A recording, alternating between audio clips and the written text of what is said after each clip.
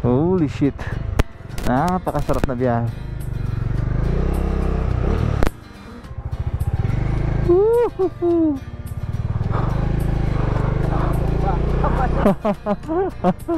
No way. Sus. Mayroon.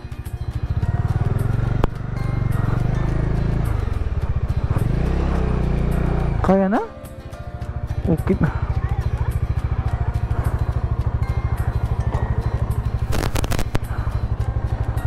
Shit. At ito na nga, sinubukan na nga namin. Yung first attempt ko, pinauna ko na yung nandun sa unahan kasi kinakabahan ako. Kita nyo naman, saktong-sakto lang yung manibela dun sa bakal. Konting galaw mo lang dyan, tapos sumasayad ka na. Tapos dagdag mo pa. Yung phobia ko sa height ay inang!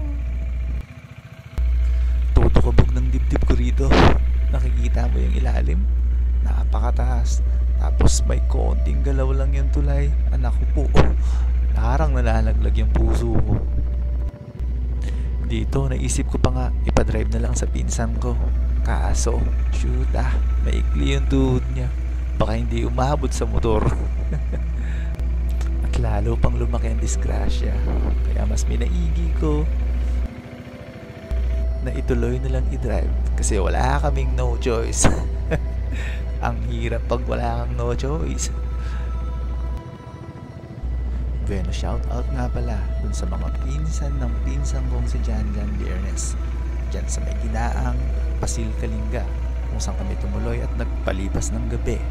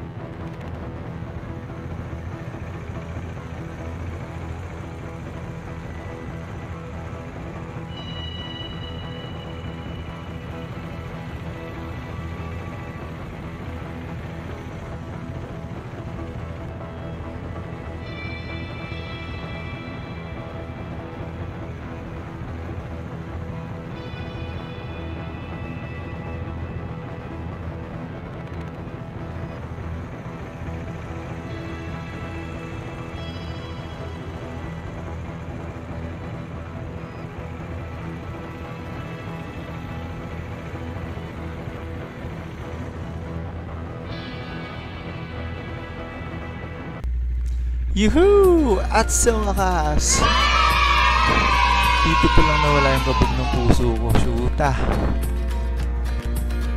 Yung may phobia ka sa height, tapos ganun yung dadaanan mo. Saktong-sakto lang si Negro. At ayan nga, halatang sayad pa yung kanyang manibela dun sa gilid ng bakal ng tulay.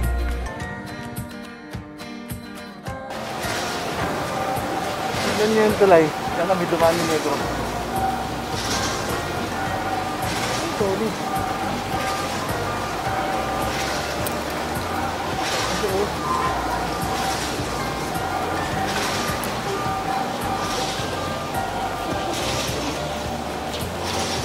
Hindi ko matawa sa sinagawin.